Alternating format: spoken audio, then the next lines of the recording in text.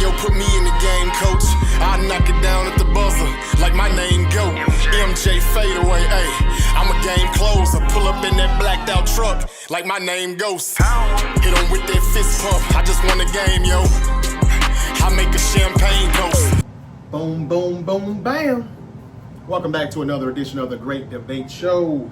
Or if it's your first time, welcome to The Great Debate Show. I'm your host, your favorite Unc in the world, Uncle JJ. And as always, I got something to say.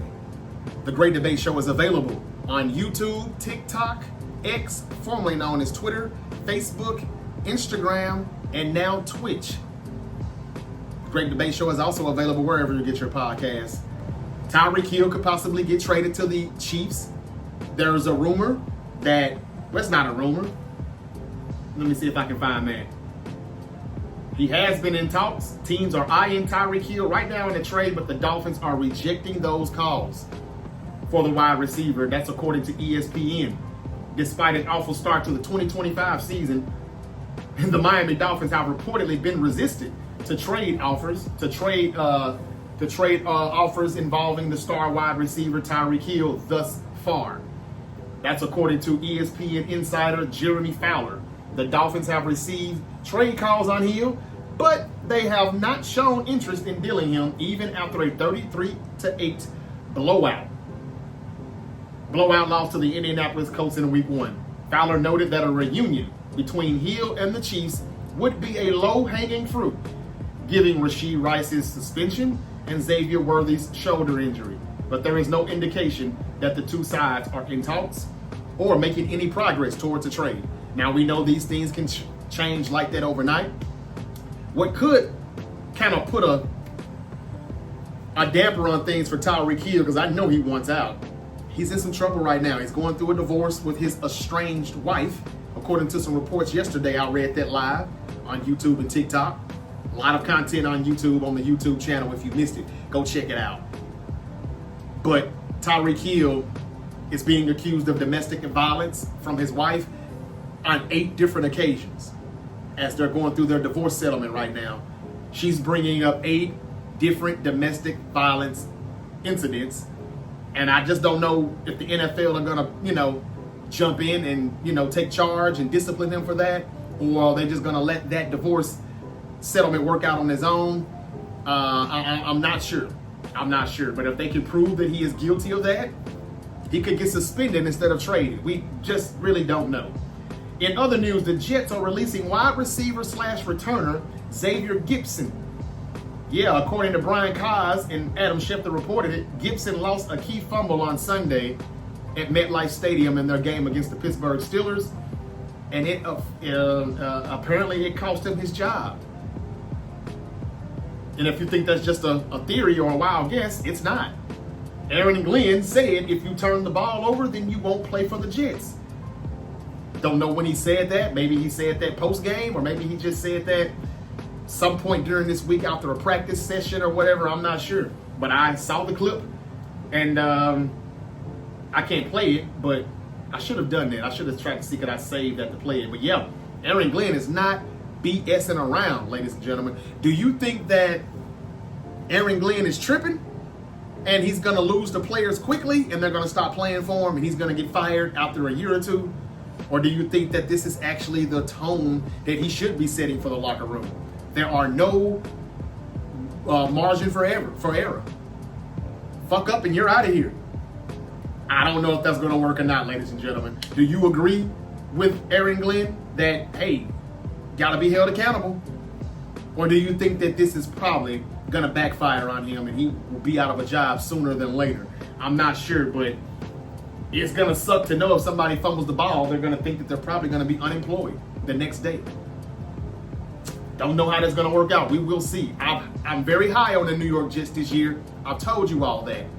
I got them winning 9-10 games, possibly being a wild card, the number 7 seed in the AFC. I actually got them getting that 7th seed over the Steelers, and they kind of messed it up by losing to Pittsburgh on Sunday. What else do I have here? We got the Cowboys and the Giants, another duo of teams who are 0-1, who can't really afford to go 0-2. So out of those 3 games, let's talk about it real quick. Who's going to win between the Giants and Cowboys? Who's going to win between the Bears and Lions? And who's going to win between, who was the first one I said?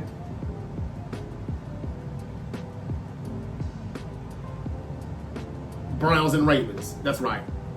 I'm going to say the Ravens are going to win this one. It's at home, I think, in Baltimore.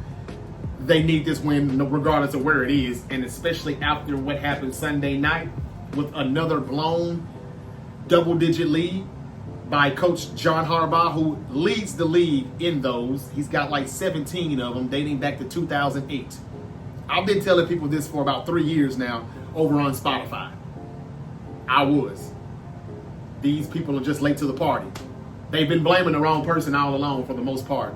Blaming on the head coach, blaming on the head coach who does not hire the right coordinators either. Because these assistants, they call plays very, very, very conservative. And that's the reason why it's easy to come back sometimes. We know you're going to run the ball and try to kill the clock. We're sitting run blitzes. We're going to stop you. We're going to punt it back to us because we know you're not going to take a chance and go for it. And you can't really stop our offense, so we're going to eventually come back. And that's exactly what has happened so many times. And I said since 2008. So that means this has been going on before Lamar Jackson was even drafted. As a matter of fact, 10 years before Lamar Jackson was even drafted. I saw a notification there I was trying to read there. So I'm going to say the Ravens are going to win that one. They don't go 0-2. I'm going to say that I got the Lions against the Bears. I'm sorry. I know the Lions look bad, really bad offensively, and not too better on defense. But I just think Dan Campbell is going to light a fire under their ass somehow, some way. He'll talk to his assistants. He'll talk to the OC in Detroit that everybody's piling on right now. It's just week 1. I don't think it's all doom and gloom in Detroit, though, ladies and gentlemen. I see a lot of people on mainstream media saying harsh things about the OC. I don't know who he is or where he came from, but I know he's in-house. I don't know what he was before they promoted him to OC, but can we calm down? And I mean them, not you all. Let's see if he can just tighten some things up. I'm sure Dan Campbell will talk to his coordinators and let them know how they need to tighten some screws up. And I expect them to be better, especially against the Chicago Bears, who a lot of Chicago Bears fans tell me that they just find a way to still F things up. They're still the same old Bears. I'm not even saying that. It's just week 1. We will see. But I'm going to probably slide with the Lions to win this game. I don't know if it's in Detroit or Chicago, and I really don't think it matters. I know I had Detroit beating the Packers. I was dead wrong. Let's see if they clean this up a little bit, though.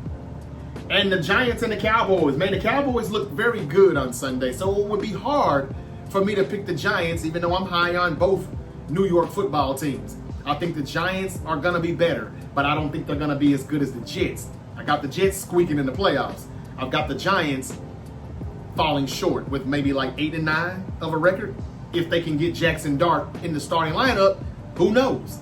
But as of right now, if Russell Wilson is playing, and if Andrew Thomas doesn't play, the Cowboys can probably still put enough pressure on Russell Wilson, who just looks like he is done.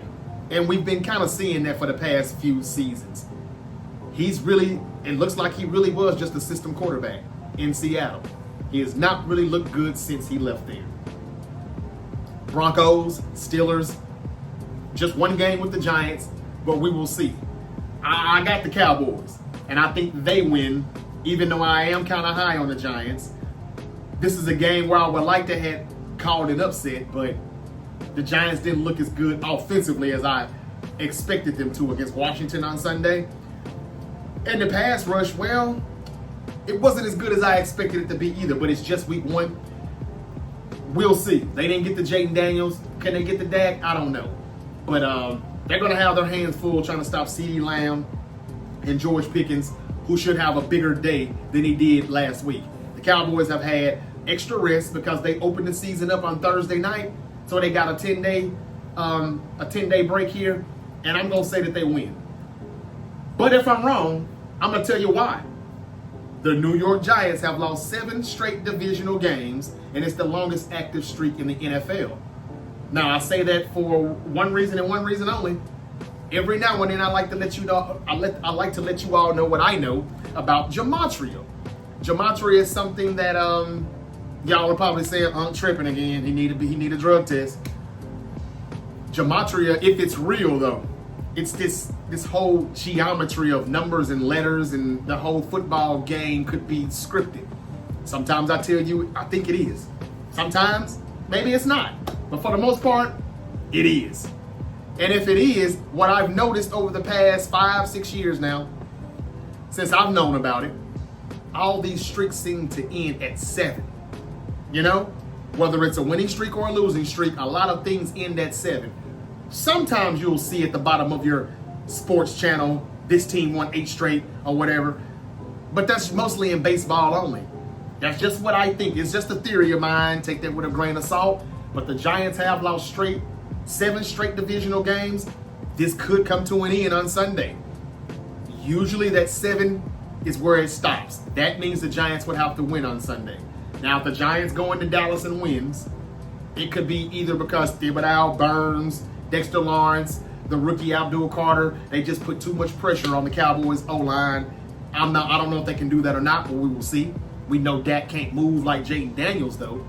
So they don't have to worry about JD5. But Dak did look good on Thursday night, I can't lie. And they should have won that game had CeeDee Lamb caught some of those passes. So we'll see.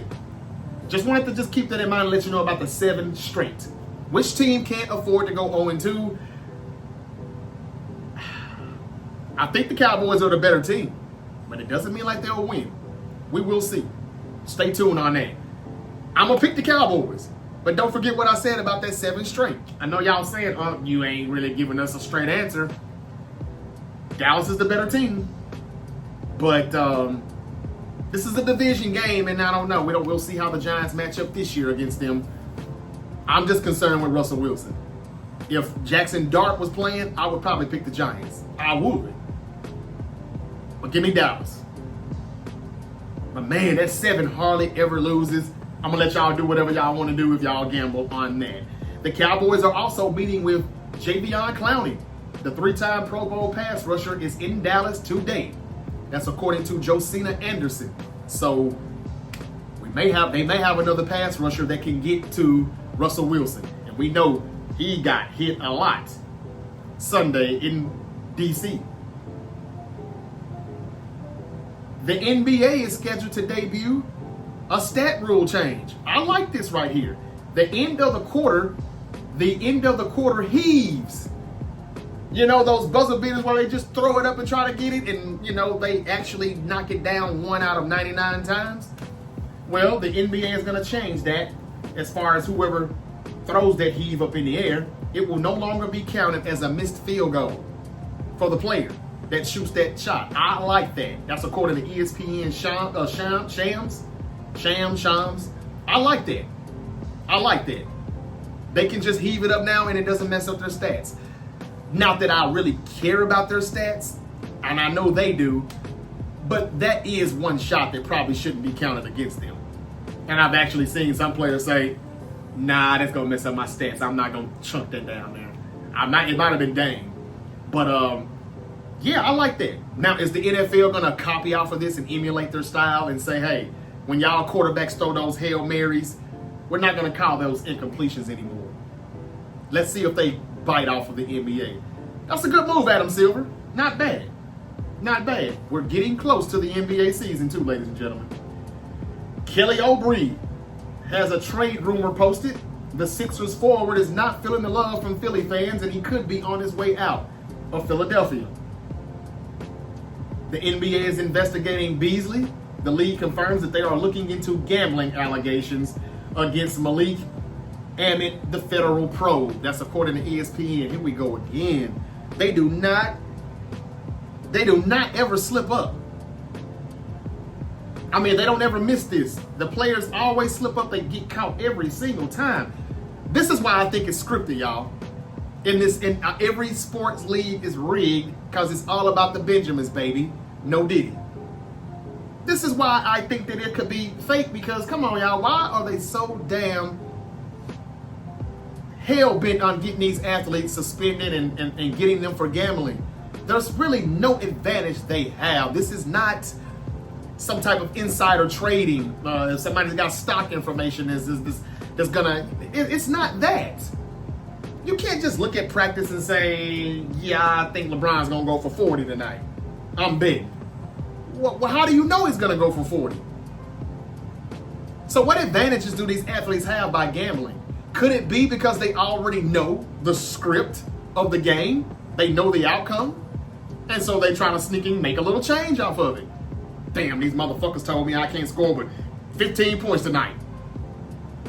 And while our dumbasses are putting 25 plus 30 plus on our parlays and our prop bets, he already knows he's told to only score 15 tonight. Well, guess what he's going to want to do? Since he knows what's going to happen, I'm going to put about 100,000 on that, on myself. This is the reason why I think former owner for the 49ers, Eddie DeBartolo Jr.,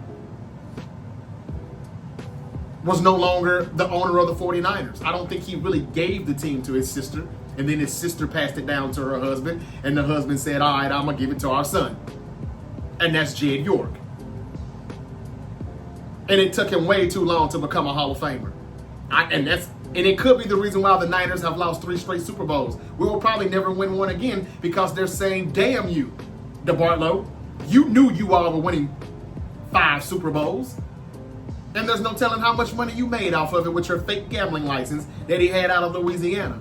They suspended him for a year, but I think they told him, you'll never win again, and we won't tell anybody, but we're taking the team away from you too. And the only reason why he's probably still alive is because, well, the DeBartlos out of Youngstown, Ohio may be kind of a part of the mob. Yeah, you would have to do your research and go back and do the stories. Anybody else would probably be dead. The man probably made billions. And so back to this. Why are y'all so hell-bent on catching Malik Beasley? Let that man make his paper. Could it be because you all know that he knows the outcome and you don't want him making money off of it? You don't want them to shut down the sports books and the casinos. If you gamble, you know what's up.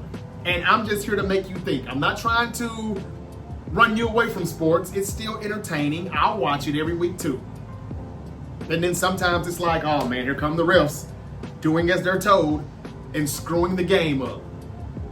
That's another question I've asked you all before. Why don't the officials ever get held accountable?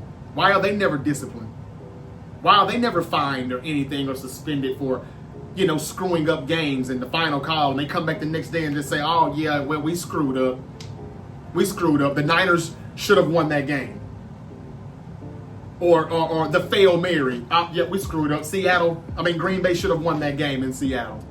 That does nothing for the Packers or Packer fans on Monday morning. Why doesn't anything ever happen to those officials? Maybe it's because they're doing exactly as they're told. Seems like Amon-Ra St. Brown. I'm messing it up. Amon-Ra St. Brown. It looks like he actually wants Ben Johnson back. This is not good news. I just picked the Lions to win Sunday against the Bears, but Amon-Ra St. Brown. No, I'm sorry. That ain't what he said. Let me stop spreading rumors. Amon-Ra warns Ben Johnson.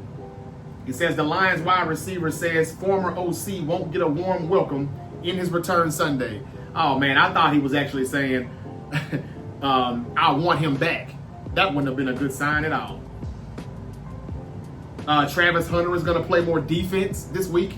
This is why it's hard for y'all to figure out what to do with him on fantasy. Because one week he plays offense, the next week he's playing more defense. It says the Jags head coach says Travis will get cornerback snaps. The cornerback snaps will likely uptick in week 2 versus the Bengals. We'll see. What else I got here? Yeah, I guess that's it for right now. Okay, but again, y'all, Canelo Alvarez, Terrence Crawford.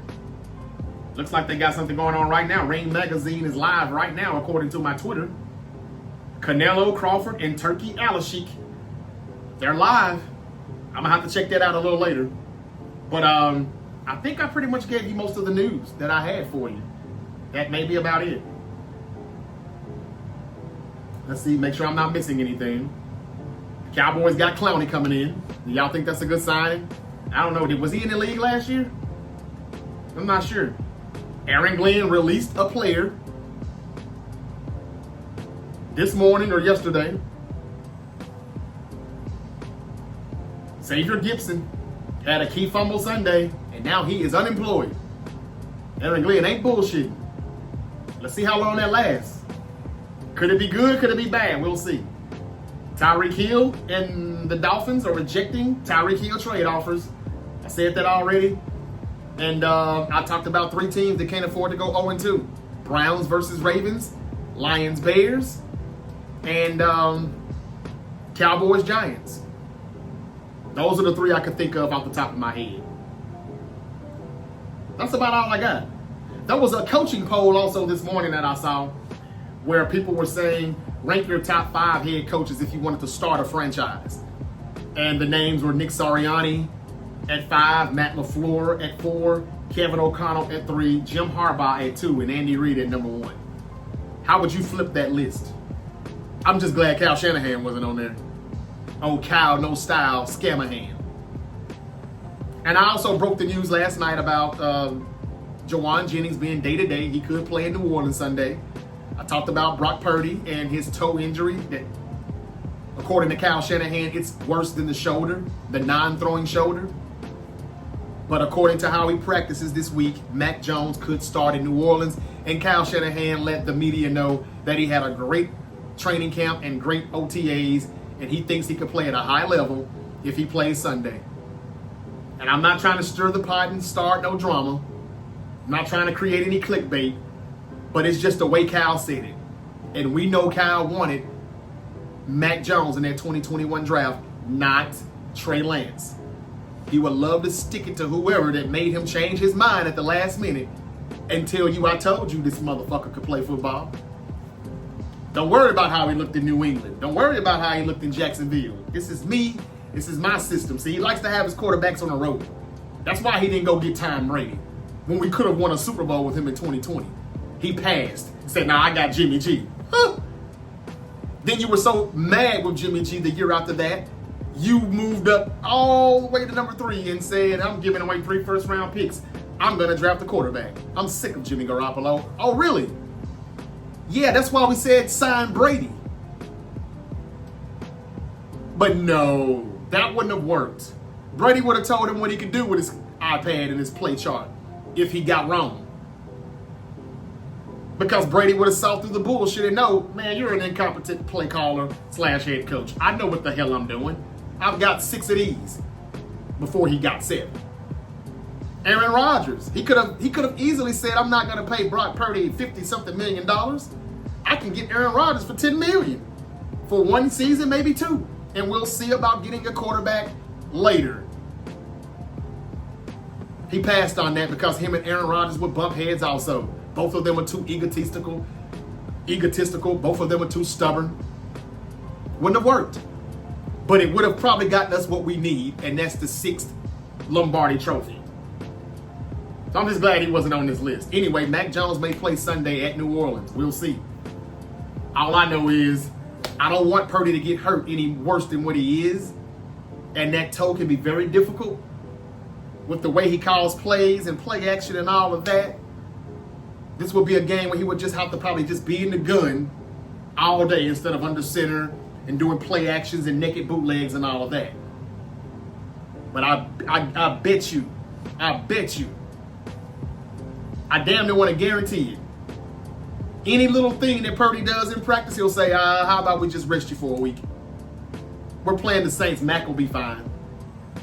And look, I'm okay with it if Purdy doesn't need to get hurt or he doesn't look like he's going to be 70, 80%. But I'd take a 70, 80% Purdy any day over a healthy Mac Jones. I would. But Kyle thinks that Mac can play at a high level, and he wants to show people that this is why I was going to draft for him. That's why Mac Jones was the first free agent signing Kyle Shanahan had this offseason, if I'm not mistaken, back in March. You see where I'm going with it? I'm not trying to make a mountain out of molehill, but Kyle will. And it'll force Purdy to get back on the field quicker than he probably needs to. I don't know how significant the injuries are. If I had to change this list of coaches, I would have Nick Sirianni at 5 too. And I would have Matt LaFleur at 4. I don't have a problem with that either. And since Kevin O'Connell doesn't have a playoff game yet, a playoff win, I probably would leave him at 3. But he's a great quarterback coach. He's the best one out of this list as of now. But they're just saying top 5 coaches you would start your franchise with. So I will leave O'Connell at 3. Now, number 1 and 2, Harbaugh and Andy Reid. Andy Reid is getting up there in age. He's like 67 years old. I don't know if I'd start my franchise with him now. And Harbaugh, yeah, I think I will leave Jim Harbaugh at 2. Y'all know I love him way more than the other one in Baltimore. Harbaugh, Jim doesn't blow leads like John does. So I could see Jim Harbaugh staying at number 2. I actually like this list. But number 1 wouldn't be Andy Reid. My number 1 would probably be Sean McVay. He's younger, and if he's not going any... Now, these people said that Sean McVay didn't make the list because they don't know how long Sean McVay will coach. You always hear these whispers of he's going to go away, be with his family, be a family guy. He may leave. He was going to do that a few years ago, but he didn't. He came back, they reset, and now they're a Super Bowl contender again if their quarterback can stay healthy, if their left tackle and right tackle can stay healthy. They almost beat the Eagles last year. Shout out to Sean McVay. That's why he would be my number 1. Yeah, other than that, I don't have a problem with that list. What else I got? That's pretty much it. And I love Andy Reid though, y'all. But they saying start a franchise with. Don't know if he would be the one. Guys, if you want to give me your list, please leave it in the comment section. And again, don't trip because I wasn't live today. There's still going to be plenty of live episodes, mainly on Tuesdays. No, the upload videos like this right here today will be on Tuesdays, Thursdays, and Saturdays, more than likely. Tuesday, I'll recap everything that happened from the previous Sunday and Monday of football. Thursday, that video will be uploaded to preview Thursday Night Football and to preview the weekend of college football. And Saturday, I'll pretty much just be wrapping up anything that happened during the week, whether it be sports, wrestling news, or whatever. The live streams will still be on Sundays, Mondays, Wednesdays, and Friday nights after SmackDown.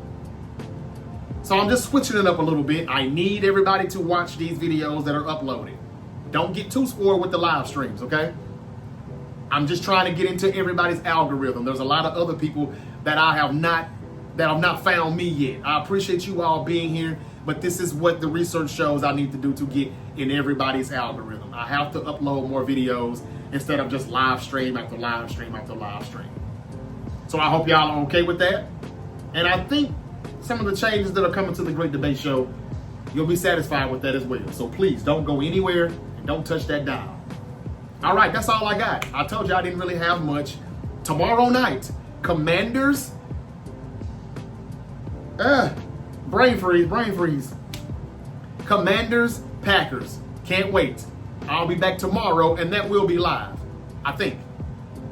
No, I just said Thursdays are going to be an upload, so I may not go live tomorrow either, especially if I'm going to be in the air, because I should be leaving tomorrow afternoon for Vegas, and that's what the episode will be about. Thursday Night Football, a little college football preview for Saturday, and my final prediction on Canelo and Crawford. So if I can't go live, don't worry, don't trip. I'll be live this weekend in Vegas. And if I don't go to Vegas, I'll be live on Friday. And a Thursday night, actually, after the game. Either way, if you're subscribed, you won't miss any of this content, whether it's a live stream or an upload. All right, that's all the time I got. 4 letters, 1 word. Yeet. Until we eat again. Had to cut, dog. I had some bras that's gon' ride. That was 9-9. Me and my girls used to blow by. I stayed in the whole thighs. If it's beef, when I was in them streets, I was shooting like Kobe in 05.